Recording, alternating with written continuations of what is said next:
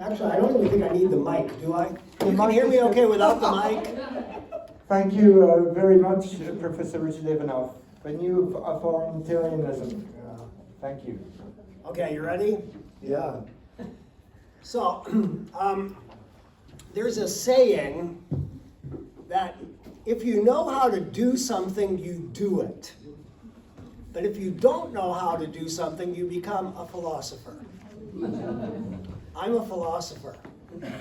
Are there any other philosophers here? I mean real philosophers, because I know most of you have backgrounds in the social sciences or the sciences or something, and then later you came to philosophy and ethics.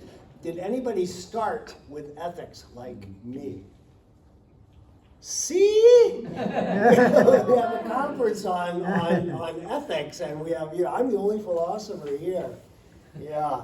And what I'm going to be doing, one of the reasons why I don't use a PowerPoint presentation is because I like to just talk, and it's too confining. And I don't need to show you pictures about this because we're going to be mainly talking about ideas anyways. And I want to introduce the topic, the new authoritarianism. And I'll explain that in a moment. But the background of this is, I'm probably also the longest person associated with Daryl in this room, probably, because we go back like 30 or 40 years. Oh. When he was still, when he first began organizing these workshops at Tsukuba Daigaku before he was in UNESCO. Oh. So I've known him a very, very long time. And following the nuclear disaster, the tsunami, right, in March 2011, and then the nuclear disaster following that, Daryl organized a series of conferences. I've mentioned them here. And as I go through my outline, I don't talk about everything, but the details are here for everything. And quite a few conferences are listed here, which Daryl organized. And one of the themes of these conferences was, how do we involve people in responding to disasters, rather than simply depending on the government? What is the government going to do for us? And instead, what can citizens do as part of citizens' initiatives to be able to respond to disasters and recover from disasters using their own methods and using what they want to do? So that was the basic theme. And I was actually last year, there was another conference in Japan, the Japan Writers Conference, which I attended, which was in Futaba. And Futaba is ground zero where the nuclear accident took place. Oh. And, it's been isolated for a very, very long time, but finally they're opening it up again. And we had our conference there. The conference was held at a new conference center, which is located at Futaba. They have a conference center, right? They have a hotel. They have one, right, izakaya, one place to eat, and one convenience store, and that's it. But they're recovering. And close to the station now, close to Futaba Station, they have a settlement. I can't remember how many people are there, but they're starting to resettle people there. And eventually, I guess the plan is for people to gradually come back and be able to re-inhabit Futaba. But it is recovering, yeah. And as part of these conferences that we were having before, democracy came up as one of the key issues. So what I want to talk about is that, but in the context of, right, the new authoritarianism, which you may or may not have heard about, but is a trend that's been noted by political scientists now. Basically, it's defined as the process of leaders using democracy, using the cover of democracy to impose an authoritarian style of government on people. So it's democratic on the surface, but when you look at it more deeply, you can see that it's very authoritarian because the government is controlling and trying to do what they want to do. And it's a trend that you can see, especially in my country. I'm from the United States originally. I've been living in Japan for 45 years. But definitely you can see this trend in my country, but not only my country, it's around the world. And you can see it both in right-wing governments and left-wing governments, right? Like Venezuela, for example. Right? And you can see it in countries that are historically democracies, like the United States, like India. So it's a trend of trying to use democracy as a front or a cover to actually impose authoritarian measures on people. So I give some of the characteristics there, which you can look at later. So what I want to talk about is oftentimes, when we think about democracy, we think democracy is the only political system, the only viable political system if we come from a democratic country, as I do. But over the past, 10 years or so, we've had a lot of exchange students, especially from China. And, you can't really call China a democracy. They have what we might consider to be a more authoritarian form of government, but it works for a lot of Chinese students. When I talk to my Chinese students about it, they think that their system is actually much superior to democracy. They compare, is anybody here from India? I'm not quite sure. Nobody? Close to India, Nepal. Nepal, close enough. Well, you know India, right? Yeah. My students in China, they often compare China and India, and they say, right, China is not a democracy and it works, and India is a democracy and it's not working so well, in their opinion. So I don't want to say that there is any kind of perfect political system and that democracy is the perfect political system. Very famously, Winston Churchill said, democracy is the worst form of government except for all the others. And there's certainly a lot of things that you can criticize about democracy, obviously. But I do want to try to look at some ideas, some democratic theories, because I come from a democratic country. And the alternatives for democracy are basically, there's several different types of democracy. The one that we're probably most familiar with is representative democracy, because that's what we have in Japan, that's what we have in the United States. And representative democracy basically means that we choose the people who are going to lead us. Now, some people would say even that is not true democracy, because representative democracy does not mean that the people are choosing their own policies. Basically, what it means is the people are choosing their kings. Right? I consent to allow this politician, because I voted for them, to make decisions on behalf of me. But the decisions are still being made by somebody else, rather than decisions being made by me. So that's kind of the main problem with representative democracy. But recently, a number of other forms of democracy have started to become popular again. And some of them are really ancient, like direct democracy, which originates in Greece, right, 2,500 years ago in Athens. And that's kind of making a comeback, because the idea is if you have a direct democracy like Switzerland kind of does, then people themselves can be actively involved in making policies rather than simply relying on their leaders to make policies for them. This has then been extended to other forms of democracies like participatory democracy, and this has been used in development studies too. Quite a few people here have mentioned development. And one of the themes that I've gotten from the conference so far, just this past day and a half, is many of the speakers have said that we need to involve the community. It has to be participatory. It has to be inclusive. It can't be just based on what the leaders are doing or what the government is doing. Yesterday, one of the points that came out was people don't trust the government, and the government doesn't trust the people. Right? So we've got that kind of problem. But participatory democracy has been used in a number of settings, including development.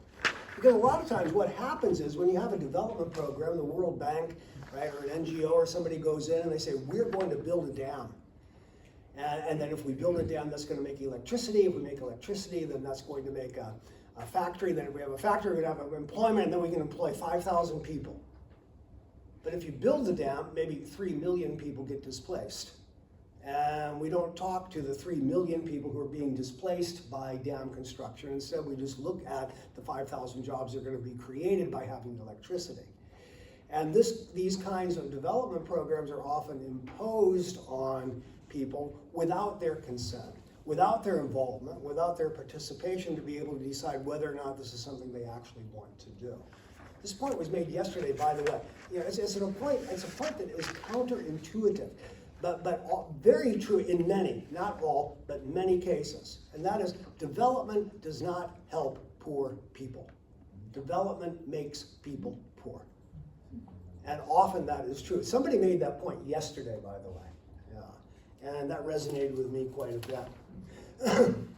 Right. Now, when we talk about then trying to develop an anti-authoritarian ethic, which means an ethic that is opposed to the idea of other people making decisions for us, the usual way this is thought of by most people is that we make a distinction between, right, authority on the one hand and autonomy on the other hand. Then the idea is autonomy is good and authority is bad. But that's not the idea of anti-authoritarian ethics, because autonomy can be good if it means that people are making decisions by themselves without being coerced by others. But autonomy can also be bad if I have the autonomy and the freedom to do bad things against you. You know, and the basic way of thinking about this, if I want to play music really, really loud, okay, then that's my freedom, that's my autonomy. So I play the music really, really loud. You get totally annoyed by this because you want to sleep, right? Then I have my freedom to play the music, but I'm taking away your freedom for peace and quiet. And which freedom is more important?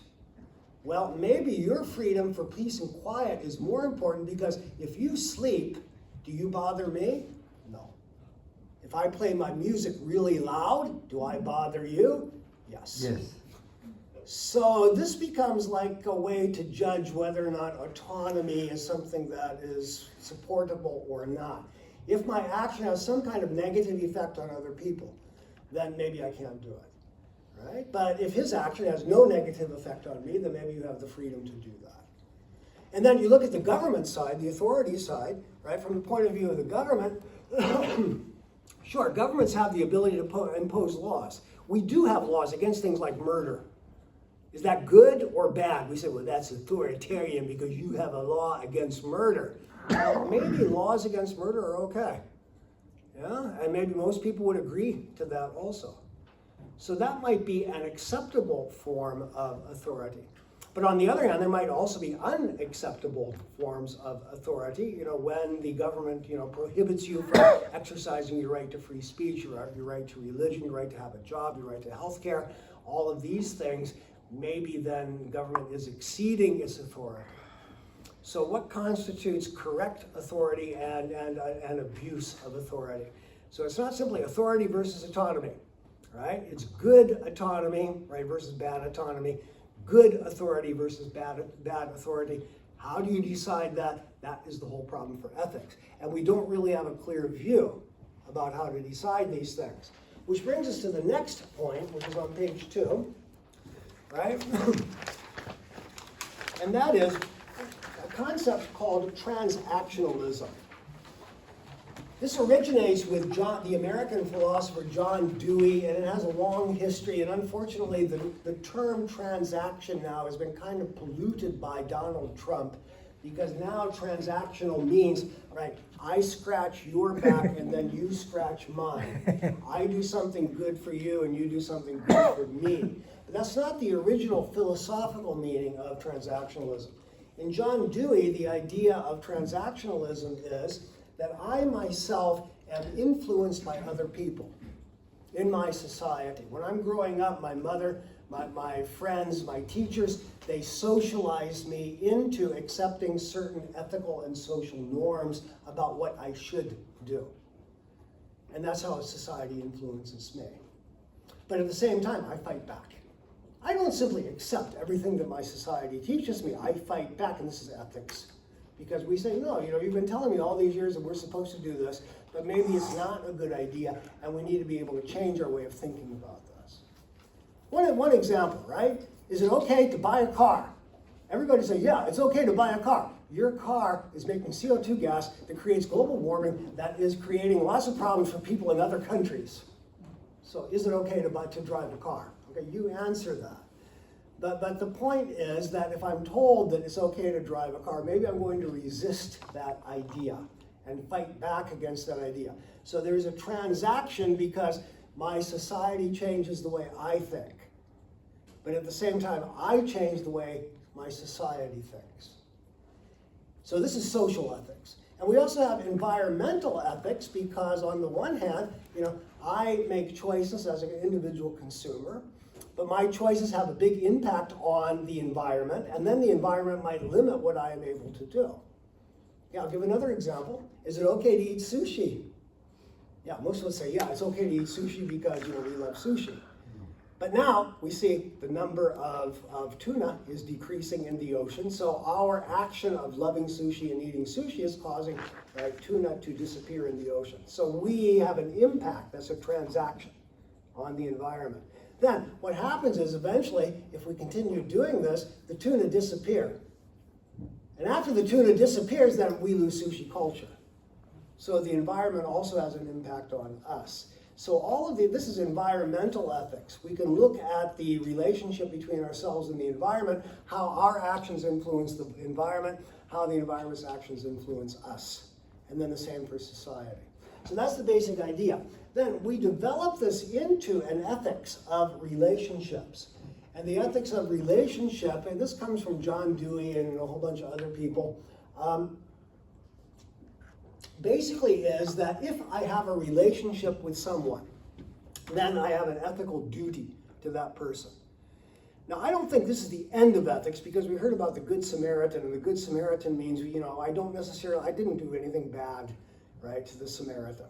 But maybe I still have an ethical obligation to him, right? And that's a much wider sense of ethics than this. But minimally, if my action does have a negative effect on someone else, then I need to do something about that. I'm responsible. I'm ethically complicit in that. And these relationships can be either immediate and direct, like inside your family, right? You exploit your children, or you beat your children, or you do something bad inside the family. That is an ethical relationship, and it's obvious, and it's immediate. But many of these ethical relationships are mediated by social structures. There's a story of a reporter in Toronto, Canada, who went to a restaurant and ate a tomato in a salad. And he wanted to find out, where did this tomato come from? So he traced the tomato back, and he found out that it originally came from Mexico. And it was made by poor Mexican farmers who were underpaid, who were forced to deal with pesticides, right, who ended up getting diseases because of those pesticides. Then the tomatoes were put in a crate made from wood that was from deforested timber in Washington State in the United States. Then it was packed onto a refrigerator car, right, which was, making all kinds of ozone depletion gases and so forth, right, and brought to New Orleans. From there, it was the ozone things were thrown away in a, I got to think of this, a community. What's the community? Zydeco, that's the music. What's the community? Cajun, right? There was a Cajun community there, right, where the waste was deposited, and then, right, and this area was known for having high incidence of cancer. Then, right, the tomato was transported by truck, right, with lots of fumes and CO2 gases going out, and then finally it came to the restaurant in Canada. So the point is, we think that eating a tomato is no problem. But in reality, our ethical relationships are very, very complex, because they're mediated by all of these different social structures.